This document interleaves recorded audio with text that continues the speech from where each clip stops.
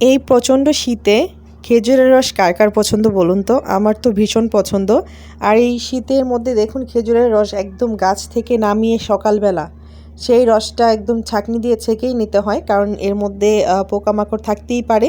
কারণ খেজুরের রস প্রচুর মিষ্টি হয়, এটা কিন্তু মৌমাছি বা মধুর পোক কিন্তু চলেই আসে।